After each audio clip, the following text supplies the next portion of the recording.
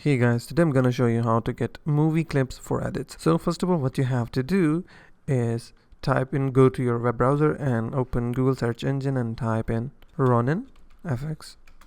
Hit enter and you'll land on this page. You have to click on the top search result and this web page will open.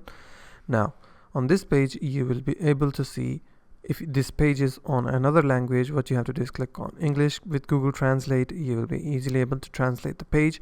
And you have so many options: car clips, for edits, 4K, the boys, movie clips, DC, Marvel, each and everything. Or you can also scroll down and find or select any of the clip that you want, and then you will see a preview from here, and you'll also see a download button. Click on download, a new tab will open, and you have to wait for a bit.